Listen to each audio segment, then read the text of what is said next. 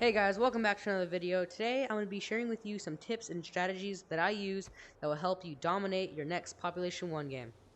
So in the beginning, in the tutorial, it shows you how to climb by grabbing the wall, then grabbing the wall, picking up, climbing, grabbing the wall.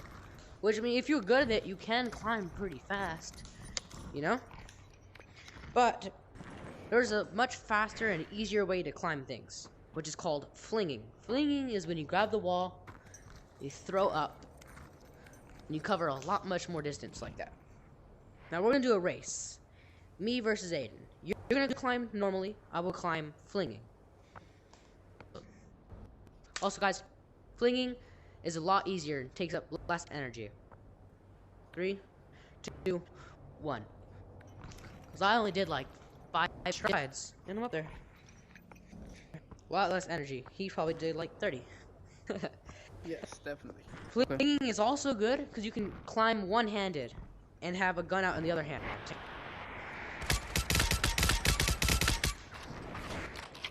Boom, and I'm already up there. Tip number 2, flying. Flying is the fastest way to cover ground in Population 1, which is why most players will climb everything they see and fly to get out of a tough situation. But flying also is a risk when you fly straight. Because look, when you fly straight, I can see everything you're doing. And I never miss. That's why when I fly, I usually fly in zigzags.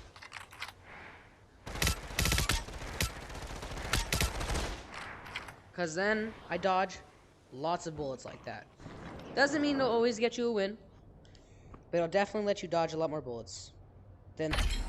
So let's go, hey guys, you are in the sky, and you do get shot at. You never want to go straight down. If you ever drop, you always want to fly, because this is what happens when you go straight down. He hits everything, and you're left in a bad position. If you guys do ever have to drop, never fly straight down. Just always want to spread your arms open in the air, because he will miss most of his shots. It'll offset his aim. Now, weapons. So, for beginners, I would suggest the UMP, for its low recoil and easy handling. Let's test it out on the target. Most people do not need to two-hand this gun, because it's very easy to one-hand. It's good for peeking over enemies. Now, let's go into ARs. So let's talk about the RFB and CX4. CX4, please. The CX4 and RFB both do 15 damage with 22 to the head. But the CX4 shoots very slow and almost no recoil. RFB, however, same damage, but a lot faster. So I would suggest using the RFB over the CX4. But if the RFB is too much for you, you can always go back to the CX4. Now, FAL. The FAL is a bit of a medium weapon. So a lot of people cannot use the FAL, but it is a good, it has high damage, 29 and 43 headshot. And it's very accurate if someone's running in a straight line. It has very high recoil, which is why I would suggest it for at least players level 25 and up. Now, the M60. The M60 is, you know, kind of also a middle gun also, because there's no scope on it, it's just a square when you two-hand it. When you one-hand it, it's just a giant box. But the only good side about this M60 is its high damage. 23 and 28 to the face. It also breaks builds very easily. With almost every other gun, it takes 1, 2, 3, 4, 5, 6, 7. It takes 7 shots with a lot of guns. The M60 only needs 2. So watch. If I get a bunch of builds and I just...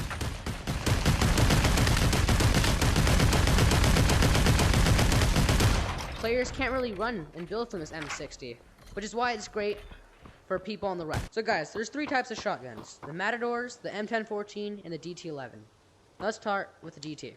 DT is a high-level gun, has 2 shots, 64 per, but it's not that fast, so it's not that great for beginners.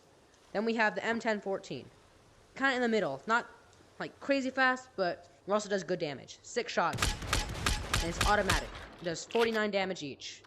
Then we have the Matadors. You have 2 with them. You reload them by snapping them back. 6 shots, and they focus on a lot of speed. And each pellet, each shot does 16. So if you have both shots together, it does 32. And if you go really fast, you'll be able to kill someone with it. But my favorite is the M1014, because it focuses on damage and speed, which is what most players prefer. Okay guys, now let's focus on pistols. There's 3 pistols, the 1911, the PX4, and the 357 Magnum. The hardest hitting 357 Magnum. The pistols are one of the only guns that change in damage per their level. So blue Magnum, 40, and 56 to the head.